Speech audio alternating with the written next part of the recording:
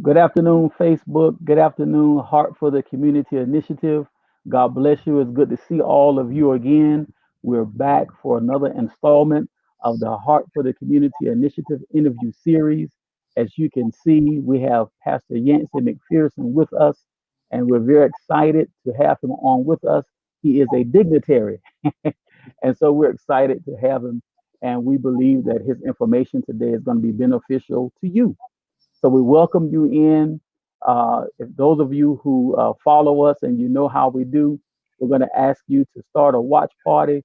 Let your friends know. We don't want to keep all this good information just to ourselves. We want to share it with you. And for those of you who are joining us new, I am Carl Armstrong. I am Director of Operations for Heart for the Community Initiative, and I'm the host of the interview series. Come on in with us, sit with us, comment at your leisure, ask questions. If your question is real good, we'll pass it on to Pastor Yancey. And if it's not, we'll just leave it where it is. But we like to share your comments on the screen. I'm just joking. We'll ask your questions. We'll ask them.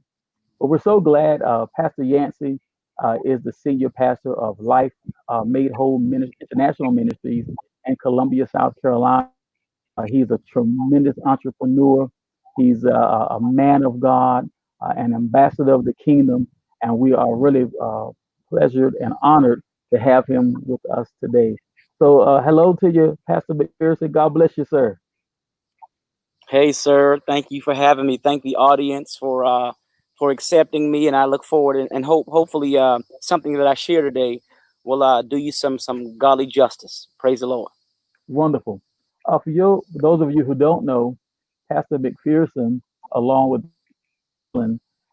initiated a morning prayer call called the morning hour of prayer every morning.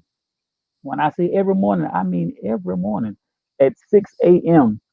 They were going Monday through Friday, but when COVID-19 hit, we had so many people who were at home. They decided to go to 7 days a week faithfully. And from what I understand, it's been over 10 years. Pastor McPherson has his hands on a lot of things, but I wanted to give him an opportunity to tell our audience about the morning hour of prayer because maybe some of you need to pray at 6 a.m. Maybe some of you want to pray. You're looking for a group to do it. I am a part of that group, and I'm telling you, it has been a blessing to my life. So, Pastor McPherson, you and Pastor Gary get started. What was it that made you all say that this is something that we need to do? Well, it goes back to a relationship that Pastor Gary and I have had since 1999. Actually, when I was stationed in Quantico, Virginia, as a Marine, and we just befriended each other, and of course, we started worshiping with with them, with him, the Holland family and the Coates at um, the church there, and Word of Faith. And through time, through transition of jobs, and us leading, kind of moving back to South Carolina, I used to do what was called the Word of the Day, where I would email in a scripture and just kind of elaborate on that scripture. I did that for about 8 years, and then we just kind of cut over into doing a prayer segment. At my church locally, we've just got together some guys and gals from the church and just started this moment of prayer. And we used to do it at first at about 5 a.m. until about 6 a.m. We used to do it for an hour. And that went on for a couple of years. And then, of course, Gary and I reconnecting and getting back in touch with each other, we found that he was doing a prayer line and I was doing a prayer line. We were going from 5 to 6 and he was going from 6 to 7. So we were covering 2 hours. So instead of covering for 2 hours, we decided to make it 1 hour. And that's how we came up with the name Morning Hour of Prayer. And so it went for a while when we kind of concatenated, if you will, to 1 hour. And some folks we lost because of the time that they were working. But as those we have lost through that time shift, we've also gained. And we continued on for several more years. And then we made a decision to take it to about 30 minutes of prayer. And of course, we lost some because of time, but we gained more through time. And then some of the folks, of course, who have who was hindered by that time shift, if you will, have reconnected with us. So it's been just over 10 years, close to 10 and a half years that we've partnered on this thing, and it's been so amazing. And as you said, it's we started when COVID hit. We decided to go for add those 2 additional days, that Saturday and Sunday, and it's just kind of indicative or commensurate with any issue in life. When life hits, you hit back. You don't fall back, so we hit back by adding those additional days. So we found out, and it's been a powerful move. We've been having others, even like yourself, to kind of come in and take a day or two, sometimes even a week, and leading prayer. So we've just become one big prayer family. And my God, the amount of testimonies that we've been coming from, seeing the lives that we've been able to touch and help and enhance. It's been all God. So you know, it's not what we do; it's just who we are. How have you all been able to maintain your drive over the years? Like anything else, it's been 10 years. In 10 years, you have ups and downs, you have life events, you have all kind of things, distractions, all kind of things that could make you say, hey, let's go do something else. Well, how have you maintained that drive to keep it going over these 10 years? Well, it's like anything else. When there's something that you believe that God has called you to do, there's some believers who only believe at the level in which they can see.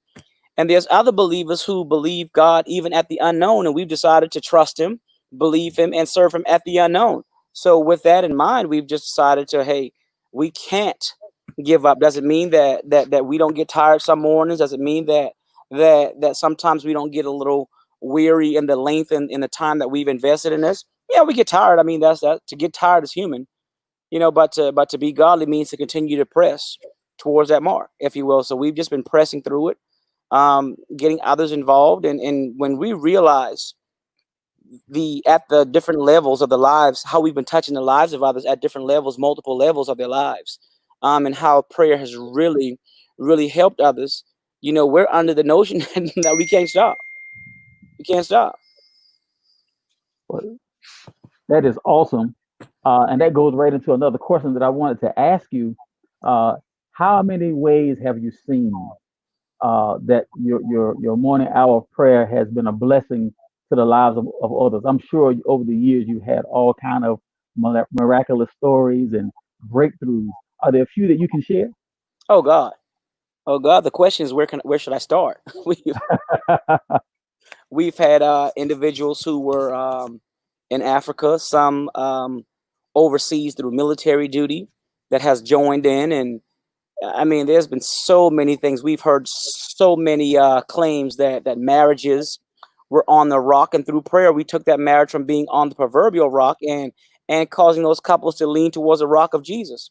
So that's one of them. How this prayer line has really benefited. I mean, me personally, if most some folks know, but for those of you who don't, it was back in March 23rd to be exact, that I contracted the COVID virus, the COVID-19 virus, if you will. And I'm going to tell you, through there were mornings that I couldn't get on. I was too weak to get on, too tired. I didn't know what day was what. I didn't know what time what it was. It was that difficult for me, if you will. But even through that, the prayer family that we had, I believed, prayed me through. My second day of dealing with it, I was, to be quite honest with you, I thought that it was my moment, my defining moment to go home and be with the Lord. But my wife and how she prayed, and how I heard the prayer warriors on the line when she dialed it for me and put it on speaker, how I heard them going to the Lord and seeking the Lord on my behalf. Man, that encouraged me. It really built my faith even more. And that's just, those stories are a couple stories of things that we've just been committing to over the years. It's not by our might nor by our power or strength, but we just trust God for Him to do a turnaround in the lives of those who've had issues. And when you trust long enough, you begin to see the detailed hand of God moving. So that's what we've been holding on. No doubt. And I will tell you, even for, I think it's been maybe about 3 or 4 months now that I've been a part of it, what a tremendous program that you have. I think the thing I like about it is that it's real. Sometimes we can get involved and things are so structured and so, for lack of a better term, hoity-toity, that you really don't feel comfortable to be yourself and bring real issues. But I have heard the prayer warriors bring real issues, and I've never heard anyone say anything negative. And as a matter of fact, I don't even go and talk beyond the circle because I think the things that we bring in there are for that room and for that purpose and for us to pray through and give it to the Lord in prayer there. So I commend you. It has been tremendous for me, and my family has benefited because it has helped me to stay in the discipline of prayer. And I think a lot of people, saints even, don't really understand that that's a discipline. And I'm sure it has helped you all. I tell you Oh, one thing, it's a heck of a way to start today. oh God! And you talk about coming in and not wanting to feel the stress that comes from too much structure. My thing is, and most of who've been coming on the line, they know that if you're not willing to share a laugh or have some fun before we get into prayer, don't dial in because I'm there on the line. I'll share some laughs and we're gonna have fun. There's too much that the people of God go through that if they can't laugh on the line amongst other family and friends, where can they laugh? So we make sure that we get on the line and just share some laughs and do something to lighten the load, and then we move into prayer. But that's just the way it is. If we've had now most haven't heard, but of course we kind of it happens in anything. You have those who kind of ridicule the way that you do things or attempt to, if you will. We've had a couple that come on and say, a few folks came on and said that, hey, they laugh too much, they have too much fun, there's too much laughter on the line, and they disconnected, and that's great. that's, that, Right. that's absolutely great. If you can't laugh in the presence of the Lord, where can you laugh? That's right. That's right. So yeah, I, absolutely. I, I can't say I'm surprised. You cannot please all people. All right. Tell them, go start your own prayer line then. Stop messing with us. The serious prayer line. Right. Right. Yeah, yeah. I absolutely love it. It fits my personality. I tell you that. Where do you see the morning hour of prayer 5 years from now, 10 years from now? Oh God. Oh God, it's whew. I'm expecting for one the morning hour of prayer to become a household name nationally. We have been doing whatever we can to kind of continue to push the word out. There's been times where we've done 2 years in a row where we've had a prayer gathering where we gathered in a particular place. We went into a couple hotels or a couple of states and just kind of gathered there and had teaching and sharing and laughter with those who were on the prayer line to kind of put a face to a name and vice versa, if you will. And even those local facilities that we've been going to, we've been just kind of passing on the word as to what we're doing. So we've been inviting friends, of course, putting it across Facebook, if you will, and challenge those who are watching this broadcast as well as other broadcasts. We challenge them to dial in, to call in, and we believe that in anything that the power of people and the power of sharing is what's going to get us to that national level. And I even believe 10 years from now, I think that we've already hit a level of international exposure, but not at the level in which that we can actually calculate. I'm sure that there's some others who are international who've heard about what we're doing, and we just haven't known. We don't know yet. We don't have traction on that just yet. But I do believe that in 10 years time, my goodness, that it'll be just like anything else. It'll be like your friendly Walmart or your local grocery store. You can't have Right. a day without having prayer. Amen to that. I just put a banner together and we'll see if I got it right in just a minute because I want to put that information out. Matter of fact, let me stream that right now. The morning hour prayer 605-475-3220 with the PN being 857-680. I believe that is correct. That's it. Yes, sir. All right. I want to stream that because I'm sure there's some people watching. Listen, if you're looking for a prayer team that is inviting, I mean, from the first day that you hop on until whenever you're going to do whatever you're going to do, I think you'll find that you feel welcome and the saints are for real about praying through whatever your issue is. I absolutely love it. So thank you, Pastor Yancey. I appreciate the hour of prayer. I want to ask you something because you're also known as a pretty tremendous businessman and an entrepreneur. And now I'm gonna let you tell the story, right? I'm not gonna try to tell it because you can tell it way better than I can. But I know that you have built yourself through real estate in some areas. I just want you to take a moment, if you could, and explain to the audience what you've done in real estate, and then we'll go from there. Okay. Yeah, just a little bit of that that whole what I call that business diaspora, if you will. I had a grand aunt, um, and she's been home in glory for some years now, but she used to be employed by the Rockefellers many years ago. So she was in her 90s when she passed, and I always used to go to her home as a kid, and she used to impart things into me that I did not understand at age 8, 9 years old what she was talking about. But I would do it, and I would continue to go to the store for her, and she continued to build business in me. And one day she said to me, and I'm sorry if it's a bit lengthy, but one day she said to me, um, in the midst of me looking for a job, I was 16 years old when I was able to get my first real job where I didn't have to show ID to stay on.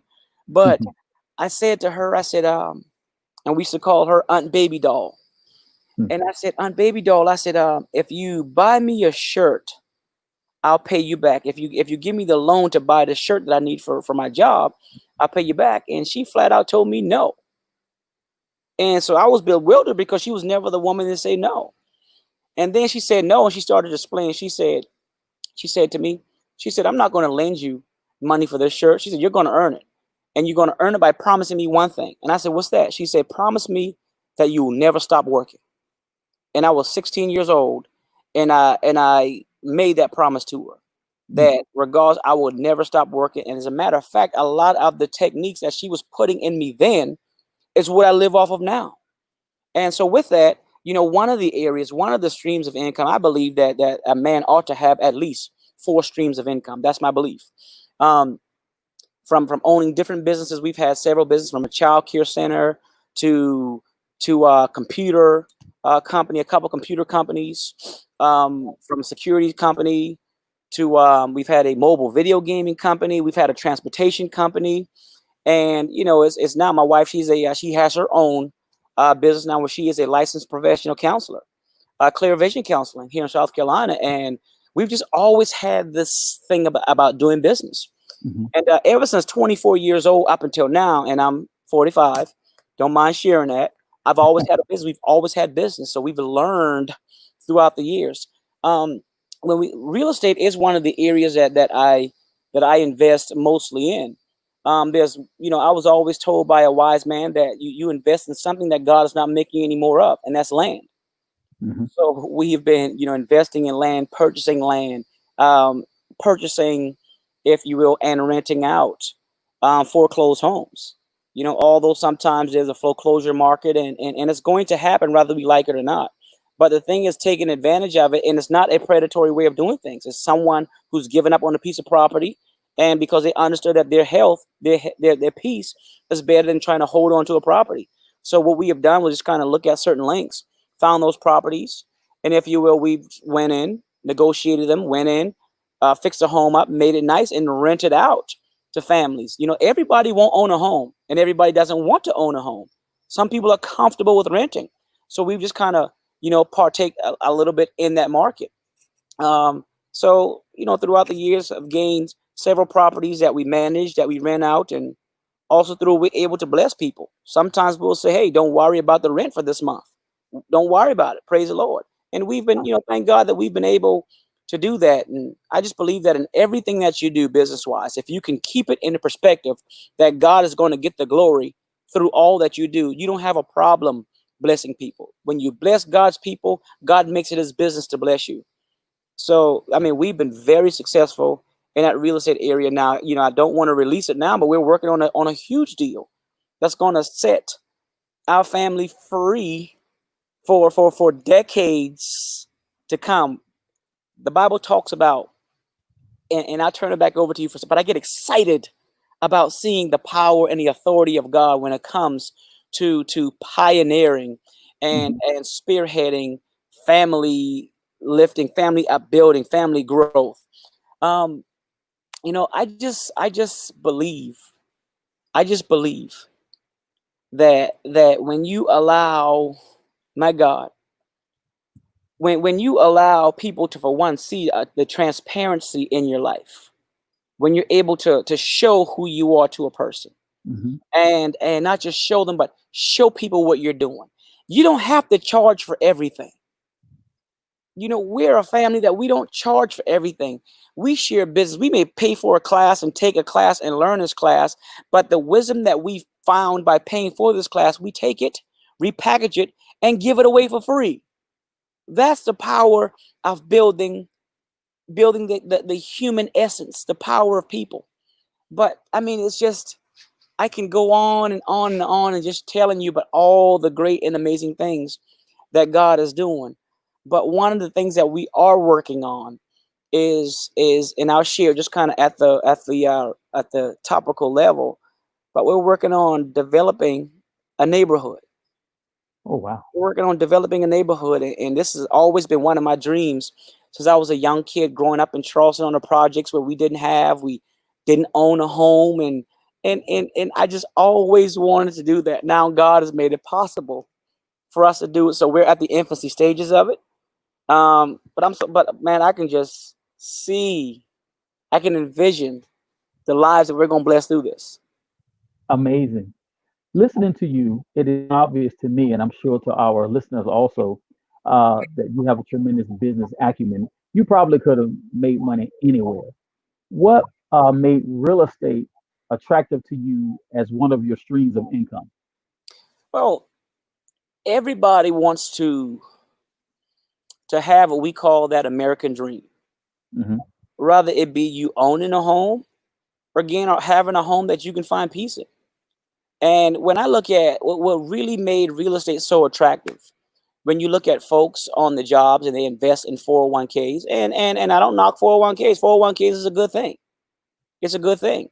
Your stocks and your bonds, your mutual funds, and all those things, your certificates of exchanges, and all these things, they average up to just over you having a job, and that's great to have a level of investment.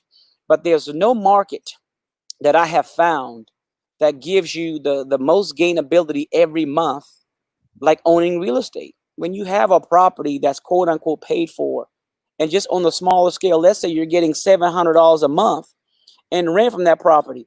I don't have stocks that I've seen that has grown at $700 each month. I've never seen that.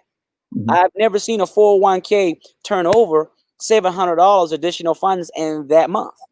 I've Hmm. never seen stocks and bonds do that. I've never seen a bank and that interest rate give you $700 every month. So real estate has been the one thing that has been so giving, if you will. And when you need to use money out of your own property or get that money that you share in rent, you're not penalized to use your own money like you do with other investments. Real estate is one of those markets whereas that if you have someone managing it for you, you don't have to beg them to get some proceeds and you don't have to be penalized in interest to pay it back. So I don't need your permission for me to grow and for my family to grow and for us to gain financially. I just never believe that I need folks' permission to grow. So that's why real estate has been so giving and so attractive area that we've spent time in. Wow. Amazing. Now, I hope the audience understands, and Pastor Gary Holland has already dropped by and said hello to us. So, hello, Pastor Holland. Thank you for joining in. But so this is just you'll be blowing my mind right here. What you have learned since that first piece of property that you years old. Has there been a process where other investors have taken you under their wing, been self-taught? What was your process of learning in real estate investing? I wish that I could say that I had someone to help me to expedite this course. Um, and I haven't. I have not. I was taught by that same grant that I told you about. That when you ask somebody once and they don't provide you what you need, then you go out and you figure it out and you do it yourself. So I've had that do it yourself mentality. I've reached out to individuals for them to show me, and it always equated to the proposal of if you give me this amount of money, then I'll show you what I'm doing. So I'm like, well, it's nothing that you have or know that's unique to you. If God gave you wisdom, He'll surely give it to me. So what I've done was I've been a self-taught. I've self-taught. I've been never had a coach in business that would want to lead me. So when I started businesses, we started ourselves and we learned through the school of hard knocks. And over the course of time and praying and supplicating before God and sowing our seeds. And God has granted us that wisdom. He's dropped nuggets here and there, and of course, we also have the power of the internet. So through using all these tools, we've been able to capitalize. I'm sure that there's still more that I can learn. I'm sure that there's still grounds that I can cover. But I'm not a stranger to hard work, and I'm not afraid to finding it out myself if information is not yielded. So it's pretty much been learn as I go. Wow. Sometimes experience is really the best teacher. Yes, sir.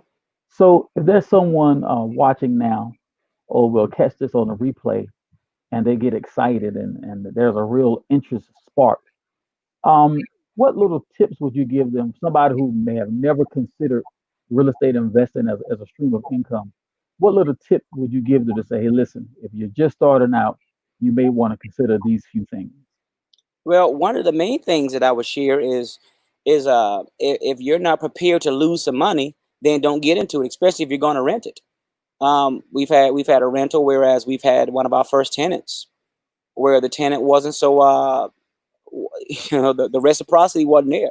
But we let the tenant stay, and at the end of 1 year, the tenant caused over $5,000 worth of damages, and we had Mhm. just gotten the place remodeled, and a lot of the work, it was done, and we dealt with that. And instead of crying over spilled milk, what did we do? We went back in and reinvest because it was ours. We reinvested, and now here it is 8 years later.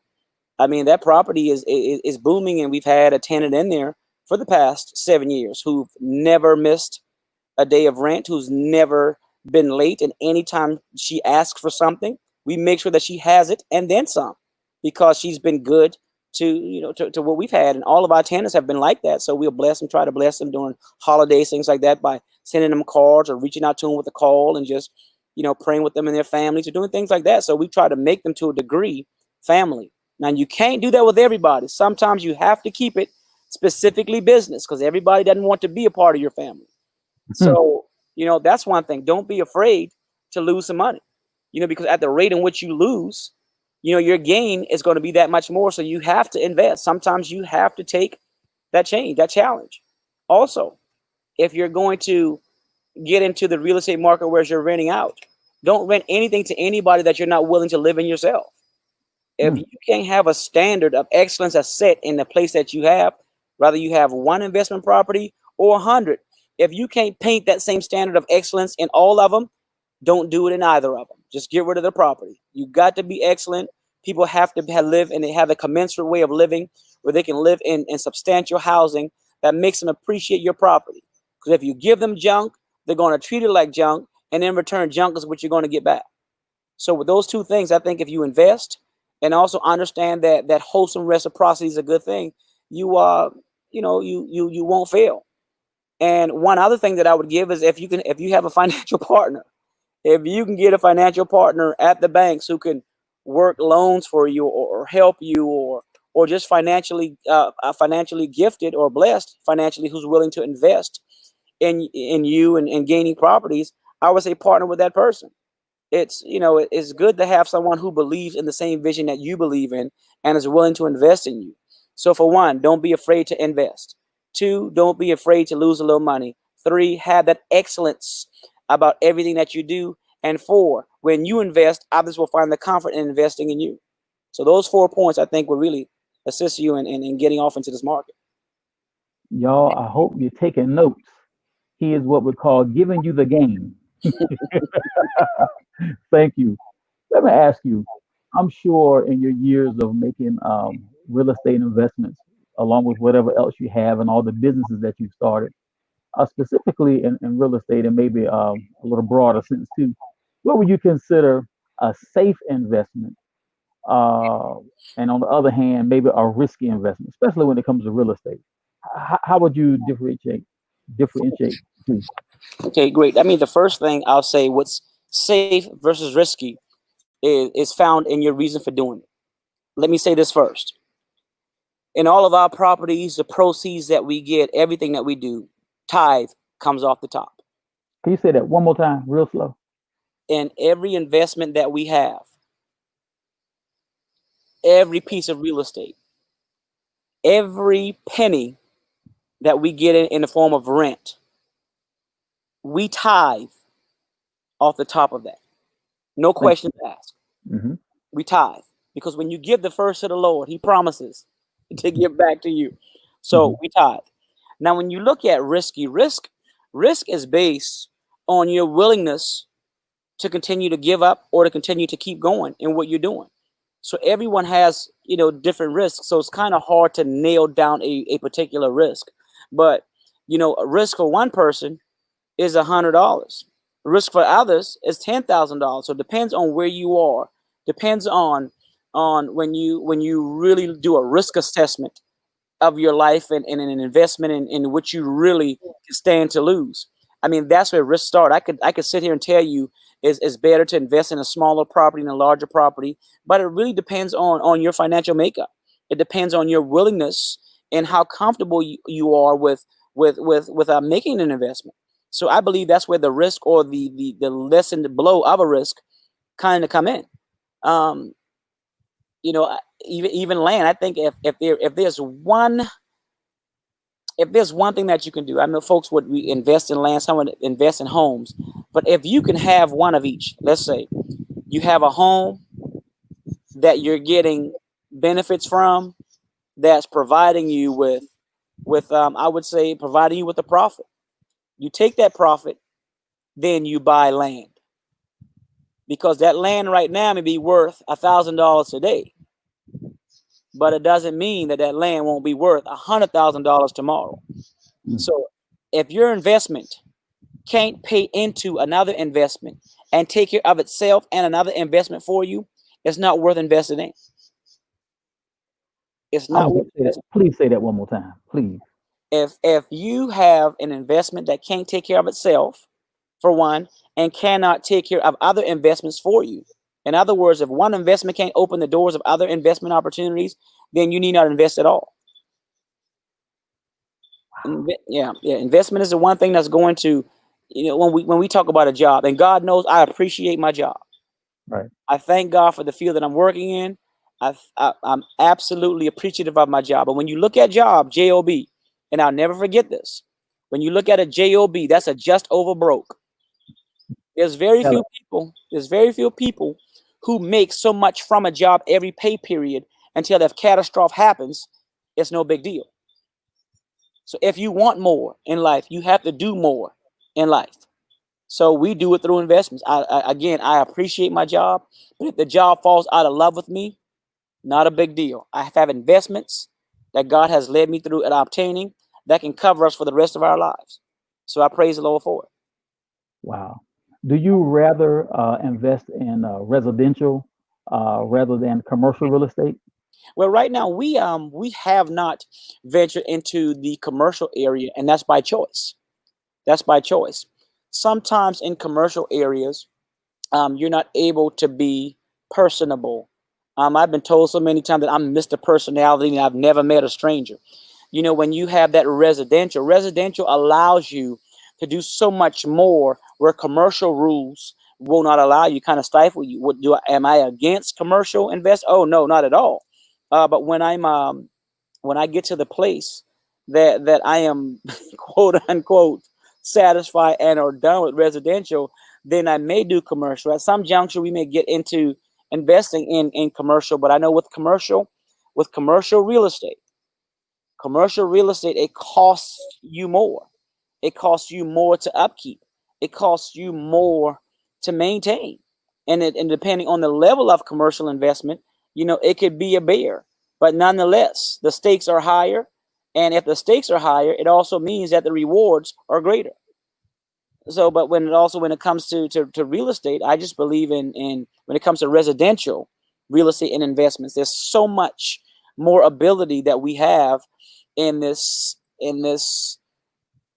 area of real estate. Thank you for that.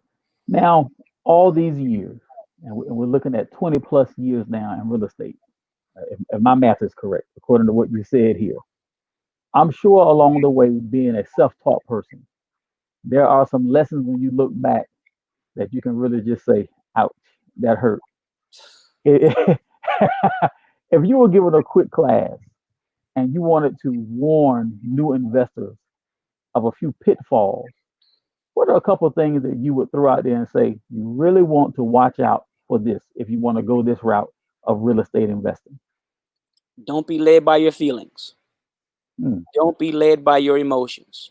I don't care what you invest in. You can invest in a gumball machine, or you can invest in a Fortune 5 company. If you are tied up or wrapped up in your feelings will lead you astray all the time. You can't let your emotions, if you will, you can't let your emotions get the best of you where you miss out on a good deal. I mean, there's times you got to put emotions aside. It's nothing wrong with having that added touch to business, having that added touch to tenants, but you can't allow yourself to be emotionally prostituted, because there's some people who will try to gimmick you to giving up more than you're prepared to give up, and it costs you and your family a hardship. So the one of the things that I would tell you coming in the door, if there's one thing, is do not be led by your emotions. Wow. And that's a lesson worth paying for, huh? So, Jesus. It sounds like you already paid it. Oh my God. Being led by my emotions has had me in a courtroom waiting on a tenant that never came, that tried to seduce the system, and at the end of the day, I ended up losing. I ended Wow. up losing from that transaction. However, when you do it for the right reasons, God makes it up more along the line. But I thank God for His grace and mercies. But when it came to that deal and dealing with that tenant, that person, that customer, we lost. So if I knew that putting so much emotions into that particular property, into that particular person would cost me what it did, I would have never done it. Keep it business. Yes, sir. Got it. Yes, sir. Is there anything in the area of real estate investment that I ask you that you might want to drop before we switch gears here? It's if you're going to do it, do it. You're either all in or you're all out. If you're in between, it won't profit you, and you have sleepless nights. If you got to worry about what's going on at your property, and you can't just say, okay, I'll let it go, then you're going to lose sleep. And when you lose sleep, it starts to spill into other areas of your life. Your relationship with your spouse, your relationship with your significant other, with your children. Your finances can be hampered if you're in a real estate relationship that you have no peace with. So if you're going to do it, find peace with it. I hear you. I know some of our audience might be asking for the community, why in the world is he talking to this guy about real estate investment? Remember what I said when I first started this series? We were in the house because of the quarantine from COVID-19, and I wanted to give information that would empower our audience. We started in one direction, and this thing has just evolved. And let me tell you, this is economic empowerment. And what Pastor Yancey has shared with us is, I don't know if you can put a dollar sign on it. I kind of want to get my pen and paper and drive to Columbia and sit at his feet and just take some notes. Uh, I am not too proud to say I don't know all that he knows, but I will, Praise the Lord. Praise the because I Lord. I want to add that as a stream of income for myself. My wife and I have already talked about it, Pastor Yancey. So don't be surprised if I call you. Man, look, not a problem whatsoever, and it will cost you nothing except time. That's what I'm talking about. I got a little bit of that, I think. We'll see. Amen. Amen. All right, I want to talk about Life Made Whole International Ministries. What things are y'all doing down there? What's going on with Life Made Whole? Oh God, it's a better question is what's not going on with Life Made Whole. I love the essence on where God has called us to in this ministry. When you think about life made whole, it has to be paired with or faced with some type of understanding that there's going to be people whose life is in shambles, and as life would have it, that's what happens. But with this whole life made whole spirit, if you will, of things, we're a church. We're that church that we've never met a stranger. We truly believe in the authenticity of love. I don't, other churches say anything, and of course, it's not I dare not bash the true church. Dare not do it. But there's an essence. There's a feeling.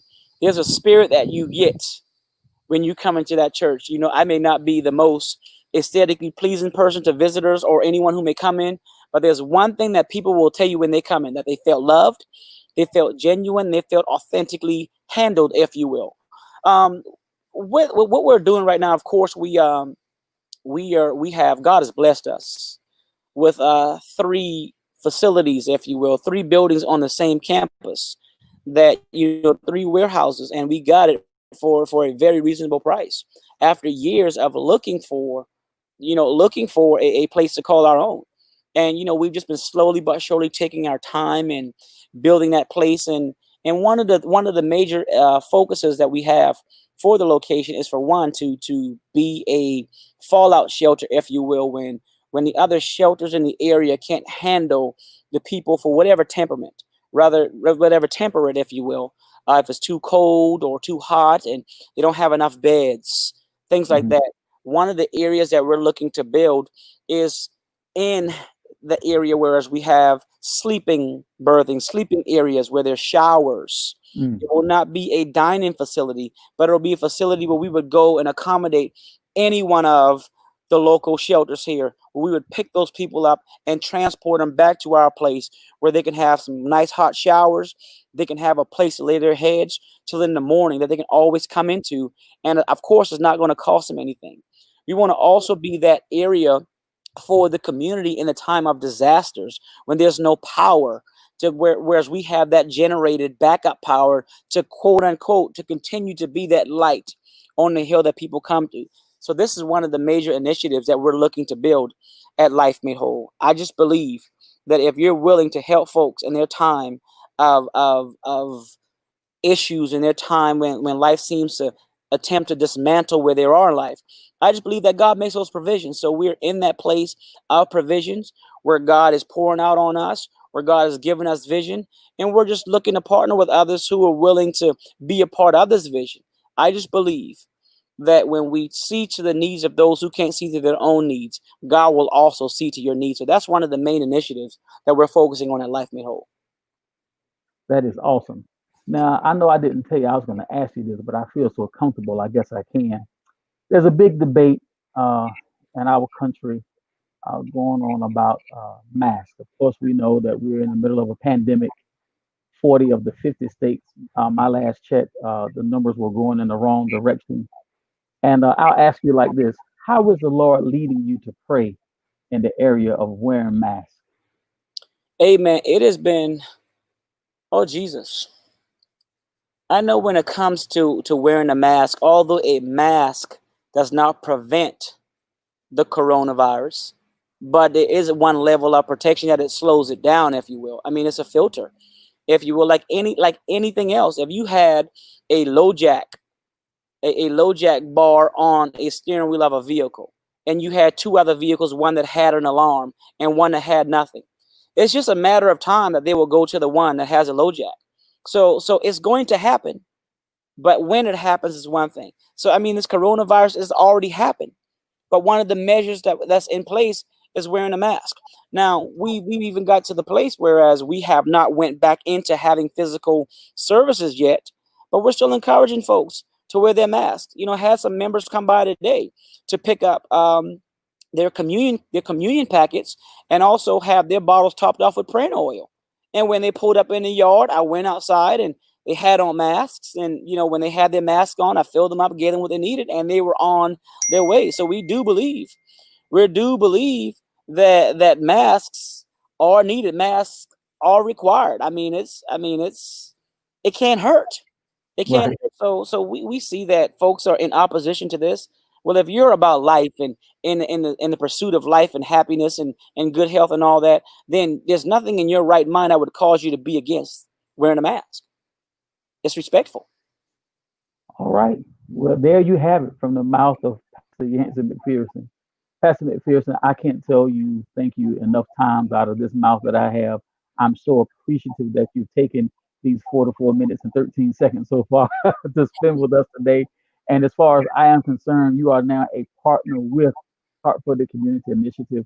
If there's anything that we can ever do for you, Lord knows you can ask. And I feel like I'm a partner now with the Life Made Whole International Ministry. Even before this interview, because of the prayer line, I already considered myself a partner. The organizations can partner. And I'm just thankful. Before we get out of here, if there's anything else to the audience, sir, the microphone is yours.